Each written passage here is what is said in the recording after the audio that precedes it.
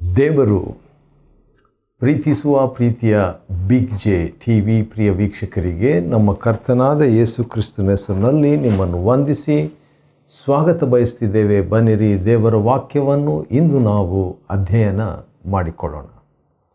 ಇಂದಿನ ನಮ್ಮ ಅಧ್ಯಯನ ಲೂಕನ ಬರೆದ ಸುವಾರ್ತೆ, the gospel according to Luke chapter 18ನೇ ಅಧ್ಯಾಯ. ಲೂಕನ ಸುವಾರ್ತೆ 18ನೇ ಅಧ್ಯಾಯದಲ್ಲಿ ನಾವು ಎರಡು ಭಾಗವಾಗಿ ವಿಭಾಗಿಸಿ ಅಧ್ಯಯನ ಮಾಡಿಕೊಳ್ಳಲಿಕ್ಕಿದ್ದೇವೆ. ಮೊದಲನೇ ಭಾಗ ಲೂಕನ ಬರೆದ ಸುವಾರ್ತೆ 18ನೇ ಅಧ್ಯಾಯ 1ರಿಂದ 17 ವಚನಗಳವರೆಗೆ ಇರುವಂಥ ಭಾಗ ಮೊದಲನೇ ಭಾಗ. ಈ ಲೂಕ 18 1ರಿಂದ 17 ವಚನಗಳು ಇರುವಂಥ ಈ ವಾಕ್ಯ ಭಾಗದಲ್ಲಿ ಪ್ರಾರ್ಥನೆಯ 12 ರಹಸ್ಯಗಳನ್ನು ನಾವು ಧ್ಯಾನ ಮಾಡಿಕೊಳ್ಳಬಹುದು. 12 ಸೀಕ್ರೆಟ್ಸ್ ಆಫ್ ಪ್ರೇಯರ್. ಪ್ರಾರ್ಥನೆಯ 12 ರಹಸ್ಯಗಳು. ಹಾಗಾದರೆ ಪ್ರಾರ್ಥನೆಯ ಒಂದು ಅಗತ್ಯತೆ ನಮ್ಮ ಜೀವನದಲ್ಲಿ ಇರುವುದರಿಂದ ಈ ಪ್ರಾರ್ಥನೆಯ 12 ರಹಸ್ಯಗಳನ್ನು ಒಂದೊಂದಾಗಿ ನಾವು ನೋಡಿಕೊಳ್ಳೋಣ. ಬನ್ನಿರಿ, ಲೂಕನ ಬರೆದ ಸುವಾರ್ತೆ ಮೊದಲನೇ ವಚನ 18ನೇ ಅಧ್ಯಾಯ. 18ನೇ ಅಧ್ಯಾಯ ಮೊದಲನೇ ವಚನದಲ್ಲಿ ಬೇಸರಗೊಳ್ಳದೆ ಯಾವಾಗಲೂ ಪ್ರಾರ್ಥಿಸಬೇಕು. ಹೌದು, ಪ್ರಾರ್ಥನೆಗೆ ಮುಂಚೆ ಬೇಸರ ಇಲ್ಲವೇ ನಿರಾಶೆ ನಮಗೆ ಬರುವಂಥದ್ದು ಸಾಧ್ಯ. ಆದರೆ ಈ ಪ್ರಾರ್ಥನೆಯ ಮೊದಲನೇ ರಹಸ್ಯ ಏನಂತ ಹೇಳಿದರೆ, ನಾವು ಯಾವಾಗಲೂ ಬರೀ ಪ್ರಾರ್ಥನೆ ಅಲ್ಲ, ಬೇಸರಗೊಳ್ಳದ ಪ್ರಾರ್ಥನೆ, ನಿರಾಶರಾಗದ ಪ್ರಾರ್ಥನೆ. ಜೀವನದಲ್ಲಿ ನಿರಾಶೆ ಬರುತ್ತೆ. ಈಗ ಕೂಡ ಒಂದು SMS ನನಗೆ ಬಂದಿತ್ತು. ಅದರಲ್ಲಿ ನಿರಾಶರಾಗಿರುವಂಥ ನಿರಾಶತತ್ವವನ್ನು ಅಥವಾ ನಿರಾಶೆಯನ್ನು ನಡೆಸುವಂಥ ಸನ್ನಿವೇಶಗಳು ಒಬ್ಬ ವ್ಯಕ್ತಿಯ ಜೀವನದಲ್ಲಿ. ಆದ ಕಾರಣ ಪ್ರಾರ್ಥನೆ ಆ ನಿರಾಶೆಗೆ, ಆ ಬೇಸರಕ್ಕೆ ಸರಿಯಾದಂಥ ಸೂಕ್ತವಾದಂಥ ಒಂದು ಪರಿಹಾರ. ಸರಿ, ಎರಡನೇದಾಗಿ ಅಂದ ಹಾಗೆ ಲೂಕನ ಬರೆದ ಸುವಾರ್ತೆ 18ನೇ ಅಧ್ಯಾಯ 1ರಿಂದ 17 ವಚನಗಳಲ್ಲಿ ನಾವು ಪ್ರಾರ್ಥನೆಯ 12 ರಹಸ್ಯಗಳನ್ನು ನೋಡಿಕೊಳ್ತಾ ಇದ್ದೇವೆ. ಮೊದಲನೇ ರಹಸ್ಯ, ಬೇಸರಗೊಳ್ಳಬಾರ್ದು. ಪ್ರಾರ್ಥನೆ ಮಾಡಬೇಕು, ಆದರೆ ಬೇಸರಗೊಳ್ಳದೆ ಯಾವಾಗಲೂ ಪ್ರಾರ್ಥಿಸಬೇಕು. ಎರಡನೇದಾಗಿ ಪ್ರಾರ್ಥನೆಯ ಎರಡನೇ ರಹಸ್ಯ ಏನಂತ ಹೇಳಿದರೆ, ಒಬ್ಬ ವ್ಯಕ್ತಿ, ಒಬ್ಬ ಅನ್ಯಾಯಗಾರನಾದ ನ್ಯಾಯಾಧಿಪತಿಯ ಒಂದು ಕಥೆಯನ್ನು ನಮ್ಮ ಕರ್ತನಾದ ಯೇಸು ಕ್ರಿಸ್ತನು, ಸಾಮ್ಯ ಇದು. ಒಂದು ಪಟ್ಟಣದಲ್ಲಿ ನ್ಯಾಯಾಧಿಪತಿ ಇದ್ದನು ಮತ್ತು ಅವನು ದೇವರಿಗೂ ಭಯಪಡ್ತಿರಲಿಲ್ಲ, ಮನುಷ್ಯರನ್ನು ಲಕ್ಷ್ಯ ಕೊಡುತ್ತಿರಲಿಲ್ಲ ಅಥವಾ ಲಕ್ಷ್ಯ ಮಾಡುತ್ತಿರಲಿಲ್ಲ. ಅಂಥ ಒಬ್ಬ ವ್ಯಕ್ತಿ ಹತ್ರ ಒಬ್ಬ ವಿಧವೆ ಬಂದು ಪದೇ ಅವನ ಹತ್ರ ಬಂದು ತನ್ನ ಒಂದು ವಿರೋಧಿಯ ಎದುರಾಗಿ ನ್ಯಾಯ ದೊರಕಿಸಿಕೊಡ್ಬೇಕಂತ ಹೇಳ್ಬಿಟ್ಟು ಕೇಳುವಾಗ ಸ್ವಲ್ಪ ಕಾಲ ಅವನು ಗಮನ ಕೊಡಲಿಲ್ಲ. ಆದರೆ ನ್ಯಾಯಾಧಿಪತಿ ತನ್ನ ಮನಸ್ಸಿನಲ್ಲಿ ಈ ರೀತಿಯಾಗಿ ಅಂದುಕೊಂಡಂತೆ, ಅದೇನಂತ ಹೇಳಿದ್ರೆ, ನಾನು ದೇವರಿಗೂ ಭಯಪಡಲ್ಲ, ಮನುಷ್ಯರಿಗೂ ಲಕ್ಷ್ಯ ಕೊಡಲ್ಲ, ಆದರೆ ಈ ವಿಧವೆ ನನಗೆ ತೊಂದರೆ ಕೊಟ್ಟು ಪದೇ ನನ್ನ ಬಳಿಗೆ ಬಂದು ನನ್ನನ್ನು ಕಾಡಿಸ್ತಾ ಇದ್ದಾಳೆ. ಆದ ಕಾರಣ ನನ್ನನ್ನು ಕಾಡಿಸದೇ ಇರುವಂತೆ ನಾನೇನು ಮಾಡ್ತೀನಿ, ಅವ್ರಿಗೆ ನ್ಯಾಯ ಕೊಟ್ಬಿಡ್ತೀನಿ ಎಂಬುದಾಗಿ ಬಲವಂತದಿಂದ ಅಥವಾ ಒತ್ತಾಯಕ್ಕೆ ಮಣಿದು ಆ ತೀರ್ಮಾನ ತಗೊಳ್ತಾನೆ ಈ ನ್ಯಾಯಾಧಿಪತಿ. ಅಂದರೆ ಒಬ್ಬ ಅನ್ಯಾಯಸ್ಥನು, ನ್ಯಾಯಾಧಿಪತಿ ಉತ್ತರವನ್ನು, ನ್ಯಾಯವನ್ನು, ಪರಿಹಾರವನ್ನು ನಿಸ್ಸಹಾಯಕರಿಗೆ ಕೊಡುವ ಒಂದು ವಿಷಯ. ಹಾಗಾದರೆ ದೇವರು ಒಬ್ಬ ಅನ್ಯಾಯಗಾರನು, ನ್ಯಾಯಾಧಿಪತಿ ಕೊಟ್ಟನೆಂಬುದು ಅದರಲ್ಲಿ ಒಂದು ಪಾಠ ಇದೆ, ಒಂದು ರಹಸ್ಯ ಇದೆ. Even an ungodly judge answers. ಒಬ್ಬ ಭಕ್ತಿಹೀನನಾದಂಥ ನ್ಯಾಯಾಧಿಪತಿ ಕೂಡ ಉತ್ತರ ಕೊಡ್ತಾನೆ ಎಂಬ ಒಂದು ಪಾಠ, ಎರಡನೇ ಒಂದು ರಹಸ್ಯ. ಮೂರನೇದಾಗಿ ಅದಕ್ಕೆ ಸಂಬಂಧಪಟ್ಟದ್ದು ಅದೇನಂತ ಹೇಳಿದ್ರೆ, ಲೂಕನ ಸುವಾರ್ತೆ 18ನೇ ಅಧ್ಯಾಯದ 7ನೇ ವಚನದಲ್ಲಿ ನಾವು ನೋಡಿಕೊಳ್ಳುವಾಗ ದೇವರಾದುಕೊಂಡವರು, ವಾವ್, ದೇವರಾದುಕೊಂಡವರು ದೇವರಿಗೆ ಮೊರೆಯಿಡುವುದ್ರ ಬಗ್ಗೆ ಯೇಸು ಸ್ವಾಮಿ ಮಾತಾಡ್ತಾರೆ. ಹಾಗಾದರೆ ಗಾಡ್ಸ್ ಚೋಸನ್, ಮೂರನೇ ರಹಸ್ಯ ಏನಂದರೆ, ನಾವು ದೇವರಿಂದ ಆಯ್ಕೆಯಾದವರು, ಆತನ ನಂಬುವುದಕ್ಕೆ, ಆತನ ಮಕ್ಕಳಾಗುವುದಕ್ಕೆ, ಆತನ ಸೇವಕರಾಗುವುದಕ್ಕೆ.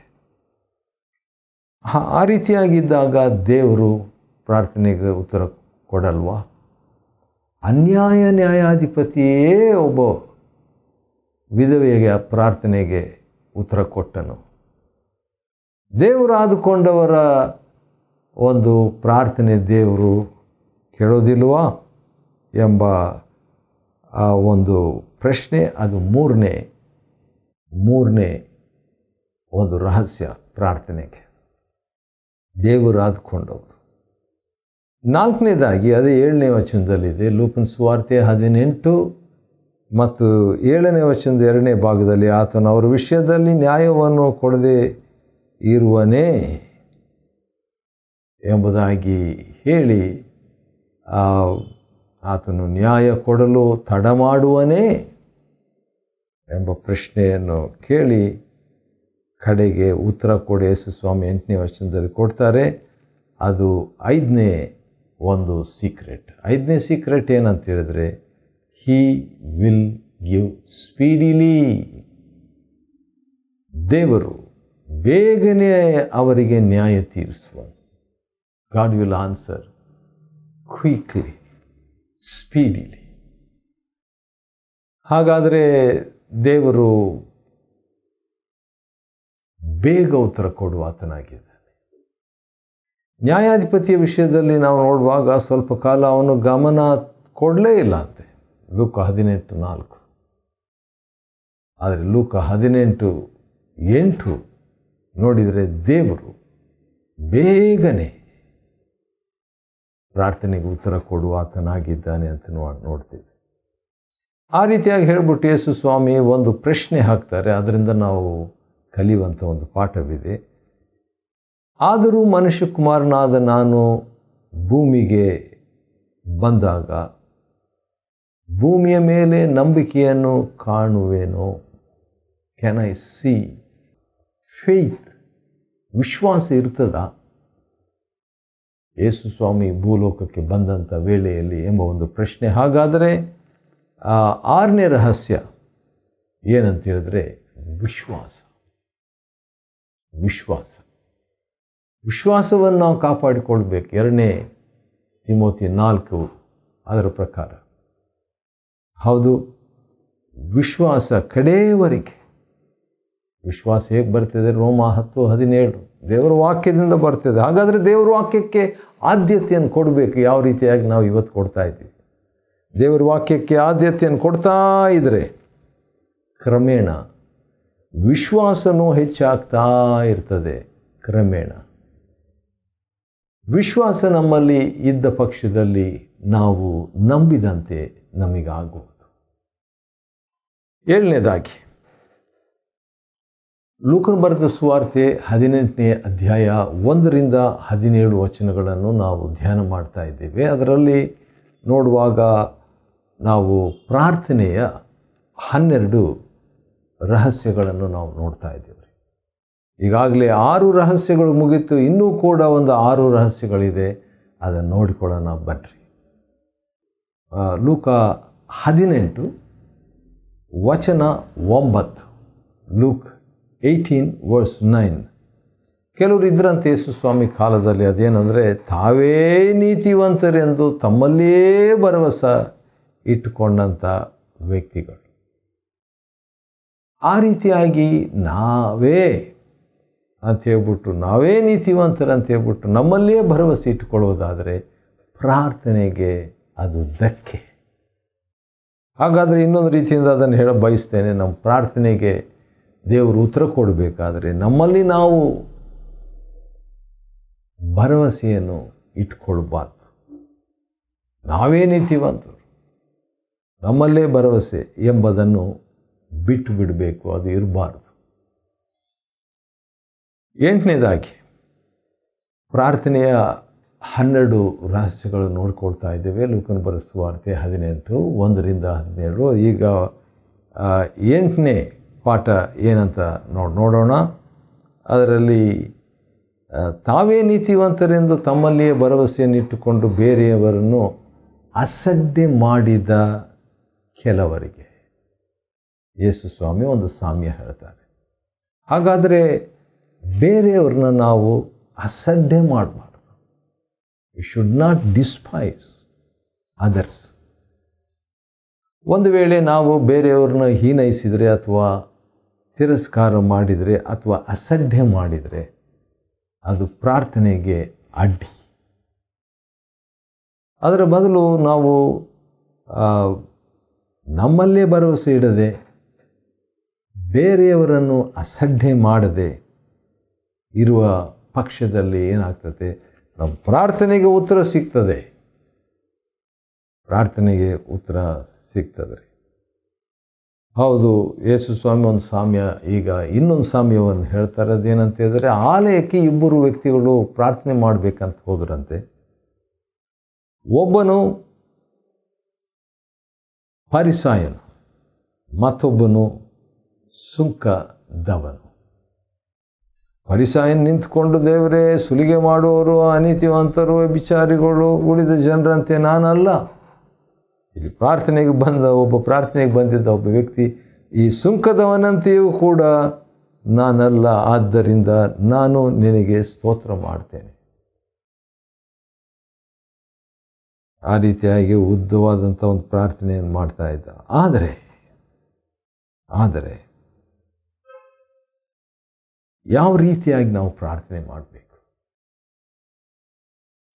ಲೂಕನ ಬರೆದ ಸುವಾರ್ತೆ 18ನೇ ಅಧ್ಯಾಯದ 13ನೇ ವಚನದಲ್ಲಿ, ಸುಂಕದವರು ದೂರದಲ್ಲಿ ನಿಂತುಕೊಂಡು ಆಕಾಶದ ಕಡೆಗೆ ಕಣ್ಣೆತ್ತಿ ನೋಡುವುದಕ್ಕೂ ಧೈರ್ಯಗೊಳ್ಳದೆ ತನ್ನ ಎದೆಯನ್ನು ಬಡಿದುಕೊಳ್ಳುತ್ತಾ ದೇವರೇ, ಪಾಪಿಯಾದ ನನ್ನನ್ನು ಕರುಣಿಸು, ಅಥವಾ ದೇವರೇ, ನಾನು ಪಾಪಿ, ನನ್ನನ್ನು ಕರುಣಿಸು ಎಂಬುದಾಗಿ ಹೇಳೋದರಲ್ಲಿ ಪ್ರಾರ್ಥನೆಯಲ್ಲಿ ನಾವು ಕಲಿಯತಕ್ಕಂಥ ಒಂದು ಸಂಗತಿ, ಪ್ಲೀಡ್ ಫಾರ್ ಮರ್ಸಿ.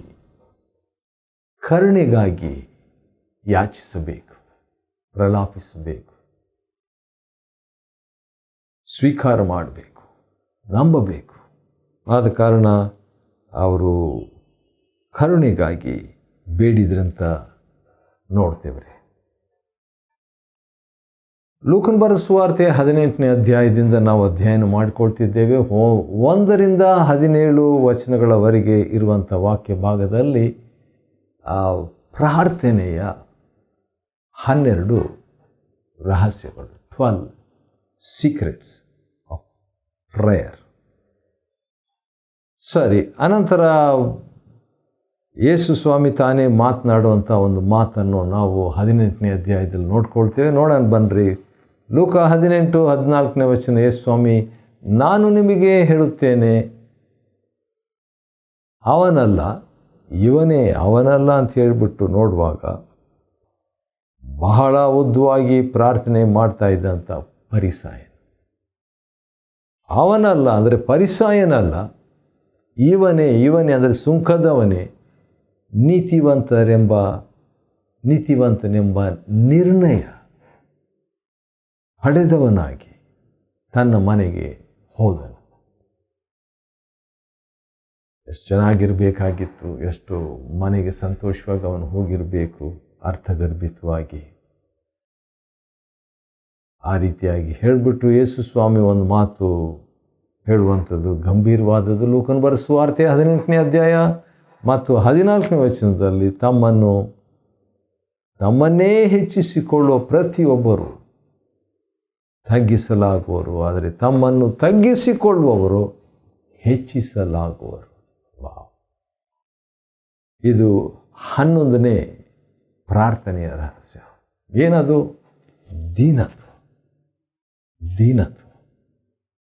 ದೀನತ್ವ, ತಗ್ಗಿಸಿಕೊಳ್ಳುವಂಥದ್ದು.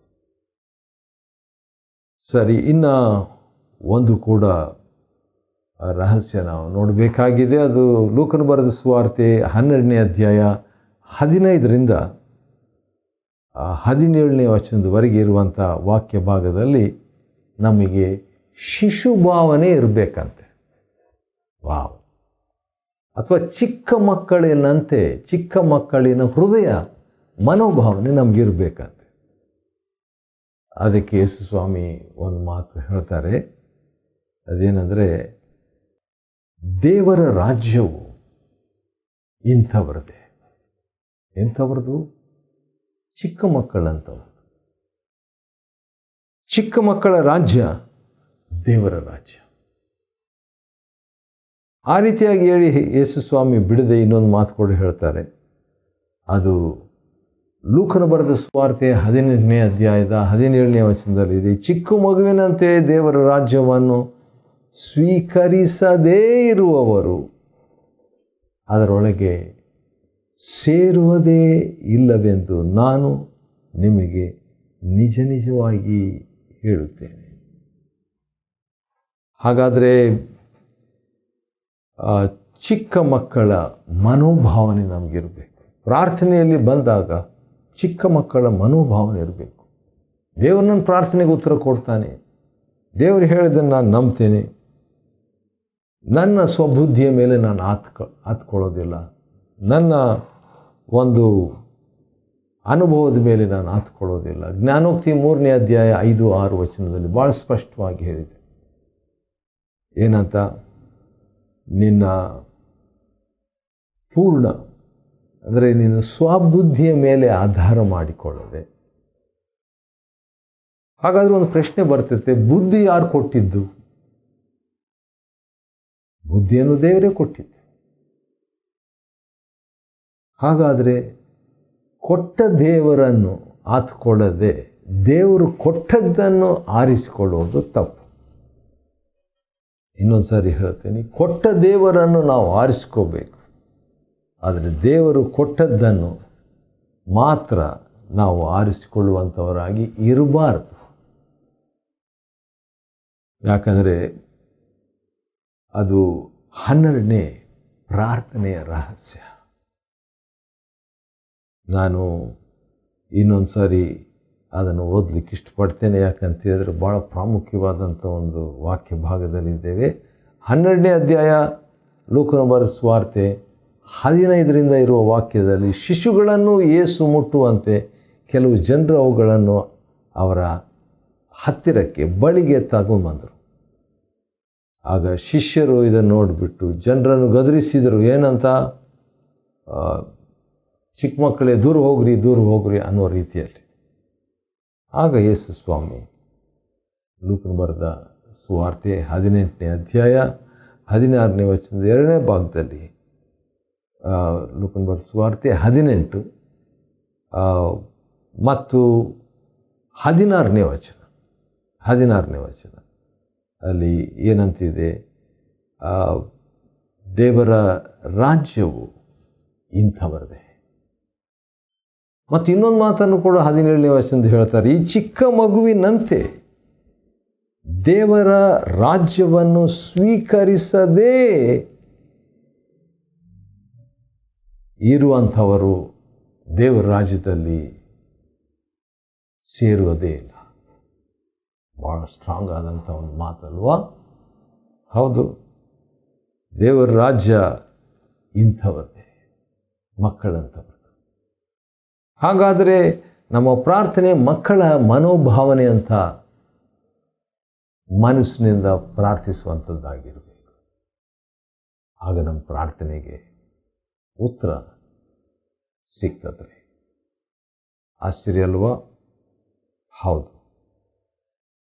ಇದುವರೆಗೆ ನಾವು ಲೂಕನು ಬರೆದ ಸುವಾರ್ತೆ 18ನೇ ಅಧ್ಯಾಯ 1ರಿಂದ 17 ವಚನಗಳವರೆಗೆ ನಾವು ಅಧ್ಯಯನ ಮಾಡಿಕೊಳ್ಳುವಂತೆ ದೇವರು ಕೊಟ್ಟ ಕೃಪೆಗಾಗಿ ಆತನಿಗೆ ಸ್ತೋತ್ರವಾಗಲಿ.